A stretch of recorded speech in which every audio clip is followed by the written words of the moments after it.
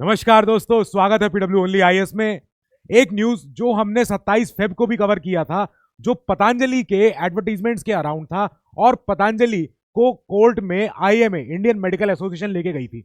अब हमें पता है कि उस दिन सुप्रीम कोर्ट ने बोला था, सुप्रीम कोर्ट की 2 जजेस की बेंच ने, डिवीजन बेंच ने, कि पतंजलि अब से कोई एडवर्टीजमेंट नहीं करेगा जो मिसलीडिंग होंगे।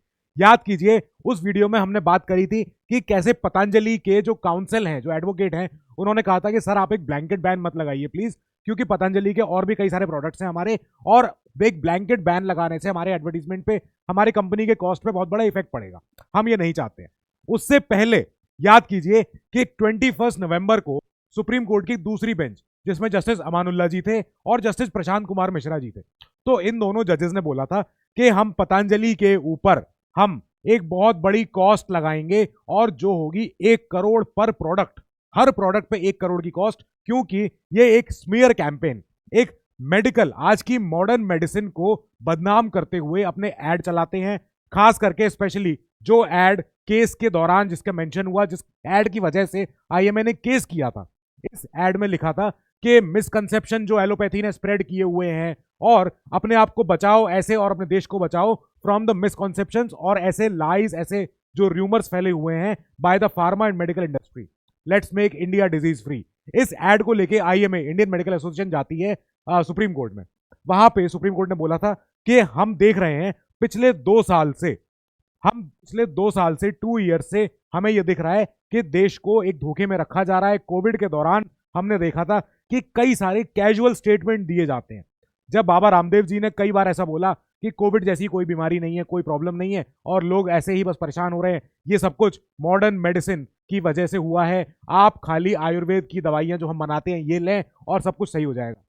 हमने देखा था कि पतंजलि के कई सारे ऐसे प्रोडक्ट्स थे, ऐसे कई सारे ऐसे एडवर्टीजमेंट थे जो कि कई बार शक के घेरे में आए। ऐसे ऐड जिनमें लिखा होता है कि एम्ब्रेस पतंजलि के physical refined oil and natural cooking oil to increase your savings and to perform your patriotic duties, कि अपनी देशभक्ति ड्यूटी निभाएं और बॉयकॉट करें यूएस, चाइना, यूके और यूरोप के मेडिसिन को और वहां के प्रोडक्ट्स को, और हमारे देश के जो प्रोडक्ट्स हैं हम इनको यूज करें।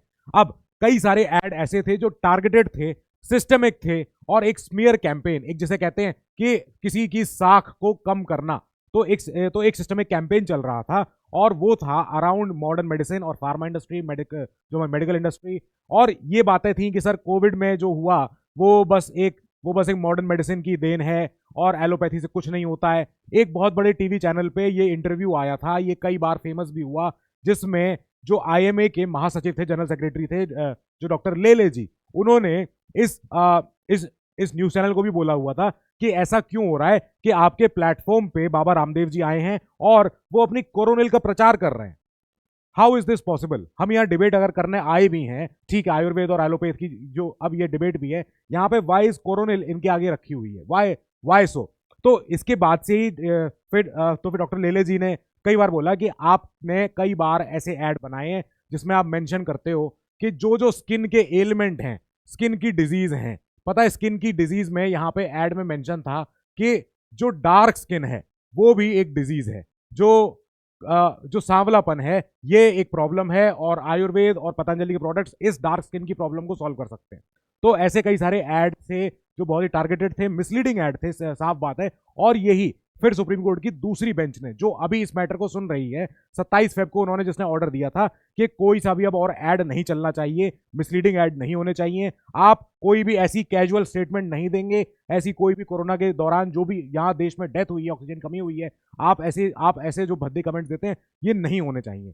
एंटायर कंट्री 2 साल से हम देख रहे हैं कि एंटायर कंट्री को परेशानी हुई, और 2 साल से यूनियन सरकार, देश की सेंट्रल गवर्नमेंट आंख बंद करे रही, और आपने इनएक्शन लिया, मतलब आपने कोई एक्शन नहीं किया है। इसके ऊपर हम क्वेश्चन करना चाहते हैं। हमें याद है कि जून 2022 में भी ऐसा हुआ था कि जो आयुष मंत्रालय है, आयुष मंत्रालय ने एस्की के साथ, जो हमारा advertising standards council of India होता है, उसके साथ एक एमओयू साइन किया था। एमओयू होता है मेमोरेंडम ऑफ अंडरस्टैंडिंग। अब आयुष मंत्रालय ने यह साइन करते हुए बोला था एस्की के साथ, एस्की एक संस्था है जो देश भर में एडवर्टीजमेंट्स को मॉनिटर करती है और एडवर्टीजमेंट्स को बेहतर करना चाहती है। जैसे कैसे एडवर्टीजमेंट बेहतर होंगे? Through honesty, decency, fairness, responsibility, इस तरीके से अगर आप इन पैरामीटर्स का अपना ऐड करते हैं then it is very good. यही एस्की का रोल है, ये देखना कि देश भर में एडवर्टीजमेंट जो हो रहे हैं वो मिसलीडिंग नहीं हो, स्मीयर कैंपेन नहीं चले, किसी और दूसरे की साख कम करने के साथ ही अपने प्रोडक्ट को बेचने की कोई ऐसी बात ना हो। तो ये आयुष मंत्रालय ने साइन करके दिया था कि हम चाहते हैं कि हम मॉडर्न मेडिसिन को हम कुछ नहीं बोलेंगे, हम आयुष मंत्रालय हम अपनी पद्धति के ऊपर काम करना चाहते हैं, जो यूनानी पद्धति है, चाहे आयुर्वेद है, चाहे योग है, चाहे होम्योपैथी हो, सिद्धा हो और नेचुरोपैथी हो, हम यहाँ फोकस करेंगे। इसके बाद भी हम देखते हैं कि पतंजलि के कई सारे ऐसे एड्स आते हैं, कई सारे इस तरीके के स्मीयर कैंपेन होते हैं। डिबेट्स के दौरान भी कई बार बाबा रामदेव जी ने ऐसे ऐसे जो टिप्पणियां करी हैं जो कि डॉक्टर एसोसिएशंस को, मेडिकल एसोसिएशंस को का ये फिर अब नागवार गुजरी। अब ये ही नागवार गुजरते हुए कई बार आईएमए ने एक बार लिखा भी था कि आप देखिए ये क्या हो रहा है। हमने एक पूरा प्रेस रिलीज किया, हमने एक पूरा पत्र सामने लेके आए और यहाँ पे लिखा हुआ है कि रामदेव जी ने अपनी अवैध दवा को बेचने के लिए एलोपैथी के खिलाफ एक पूरा भ्रम फैला रहे हैं जो भी हो रहा है, और एलोपैथी के खिलाफ उनके भ्रम फैलाने से एक बड़ी आबादी का नुकसान हो जाएगा। ऐसा हो जाएगा कि लोगों का ट्रस्ट टूट जाएगा मॉडर्न मेडिसिन के ऊपर से, और जो होम्योपैथी या जो आयुर्वेद के जो प्रोडक्ट्स हैं, जो इनके अपने प्रोडक्ट्स हैं, उन प्रोडक्ट्स की कोई टेस्टिंग नहीं हुई है, उनकी कोई, क्योंकि कोई भी हम जो दवाई हम लेते हैं, चाहे पैरासीटामोल हो चाहे कोई भी हो, ये सारी दवाइयां कई सालों के टेस्ट के बाद बाहर आती है। अब ऐसा होता है कि कोई दवाई एकदम से रिलीज नहीं हो सकती है, पहले उसकी टेस्टिंग होगी, सैंपलिंग होगी, एक बहुत बड़े सैंपल साइज के ऊपर, पेशेंट्स के ऊपर उसको टेस्ट किया जाएगा, प्लेसिबो के साथ भी टेस्ट किया जाता है, तब दवाई की एफिकेसी चेक होती है कि दवाई एक्चुअली में काम कर रही है या बस वो एक प्लेसिबो इफेक्ट है। अब ऐसा कुछ भी पतंजलि के प्रोडक्ट्स में हमें कहीं भी कोई टेस्टिंग नहीं मिली है। सुप्रीम कोर्ट कहती है कि आपके टेस्ट कहाँ है, जो आप इतना ज्यादा, जो आप अगर बोल भी रहे हो या आप इतना ज्यादा क्लेम कर रहे हो कि आपकी दवाइयों से सब सॉल्व हो जाएगा, then where is the test, कहां पे सारे सबूत है, कहां पे एविडेंस है जो आप ऐसा बोल रहे हो। अब ये था 21 नवंबर को, जब सुप्रीम कोर्ट ने बोला था कि हम सुनना चाह रहे हैं कि ये जो ड्रग्स और जो हमारा एक एक्ट है, drugs and magic remedies objectional advertisement act 1924, तो 1954, इसके तहत जो पतंजलि ने जो वायलेशंस किए हैं उस पर पतंजलि का कहना क्या है, बस हमें ये बता दीजिए। फिर 27 फेब को ये बोला गया कि अब हम चाहते हैं पतंजलि से एक एफिडेविट, पतंजलि से हम पूछना चाहते हैं कि आपके ऊपर कंटेम्प्ट प्रोसीडिंग क्यों ना चलाएं। ये था पतंजलि को जवाब देना था। अब पतंजलि ने कोई जवाब नहीं दिया, पतंजलि की तरफ से कोई जवाब नहीं आता है। सीनियर काउंसिल आके बोलते हैं कि हमारे पास जवाब बहुत छोटा सा जवाब है, बस यही है। अब जो ड्रग्स और मैजिक जो ये जो एक्ट है, इस एक्ट के तहत क्या क्या इंपॉर्टेंट है, सेक्शन 3 जिसमें बात होती है कि आप कोई भी ऐसा एडवर्टीजमेंट नहीं करेंगे जिसकी वजह से कोई भी डिजीज ऐसी कुछ सॉल्व होने लगे जो कि सॉल्व नहीं हो सकती।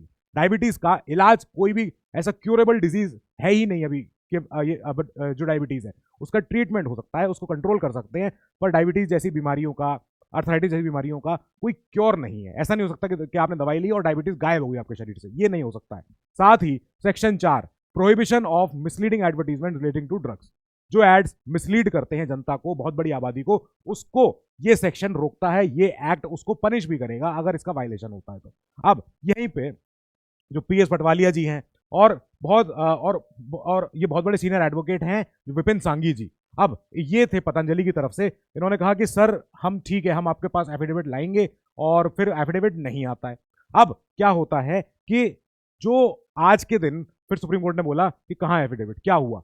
अब यहाँ पे जस्टिस जस्टिस एहसानुद्दीन जी ने बहुत कड़े शब्दों में बोला कि अब इनफ इज इनफ, बहुत हो गया, अब हम पतंजलि को यहाँ बुलाएंगे, साथ ही पतंजलि के जो एमडी हैं, आप आ रहे हो, चाहे आचार्य बालकृष्ण जी हो चाहे रामदेव जी हो, दोनों को यहाँ पे हाजिर होना पड़ेगा। हम अगली डेट पे सुनेंगे, पहले हमारे हाथ बंधे हुए थे पर अब नहीं है, क्योंकि आप एक कोर्ट के ऑफिसर हो मुकुल रोहतगी जी, जरूरी है कि आपको ये चीज पता हो कि अब आगे क्या होने वाला है। तो अब नेक्स्ट डेट पे सुनवाई, या अब इसकी सुनवाई होगी। आपको पता था कि हमें आंसर चाहिए, हमें कंटेम्प्ट प्रोसीडिंग के खिलाफ हमें उनका एक पिटीशन चाहिए थी, हमें उनका आंसर चाहिए था। अब कंटेम्प्ट प्रोसीडिंग इनके ऊपर क्यों ना चले, ये क्वेश्चन कैसे उठा।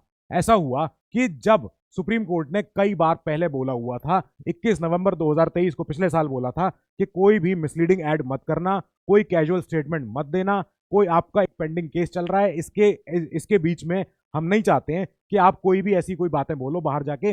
फिर आपने अगले दिन क्यों अपने फिर एक कॉन्फ्रेंस करी, क्यों द हिंदू अखबार में सबसे जो हमारा जो कंटेंशियस ऐड आया हमारे सामने, ये क्यों आया ऐड? अब इसी ऐड की वजह से जो केस चला, यहां पे आगे सुप्रीम कोर्ट ने पूछा कि हम आपके ऊपर कंटेम्प्ट प्रोसीडिंग क्यों ना चलाएं, हमें शो कॉज नोटिस चाहिए। शो कॉज नोटिस जब नहीं आया पतंजलि की तरफ से, तब फिर सुप्रीम कोर्ट ने बोला कि आज हम आपको बुला रहे हैं अगली डेट पे पतंजलि के दोनों एमडीज, तो आचार्य बालकृष्ण जी और बाबा रामदेव जी, दोनों को अब हाजिर होना है कोर्ट में। ये प्रोसीडिंग तब तक के लिए स्थगित की जाती है। अब अगली प्रोसीडिंग पे फिर इनसे सवाल पूछा जाएगा कि आपके ऊपर कंटेम्प्ट प्रोसीडिंग क्यों ना चलाएं। और जो पुराने सारे जो एलिगेशन है आईएमए की तरफ से हैं, आईएमए हो चाहे और भी हमारी यूनियन की तरफ से, क्योंकि यूनियन सेंट्रल गवर्नमेंट कह रही है कि सर हमने तो काम किया था, हमने पिछले 2 साल से हमने बोला भी हुआ था कि हम कोई भी ऐसा ऐड नहीं होने देंगे, और हमारा एमओयू है हमारा एसकी के साथ, और अब इसके आगे जो होना होगा वो उस डेट पे क्लियर होगा। सो विद दिस हम इस न्यूज़ को यहाँ पॉज करते हैं। इस न्यूज़ में और डेवलपमेंट आएगा, हम उसको फिर टेकअप करेंगे। Till then you keep studying, stay safe, good luck.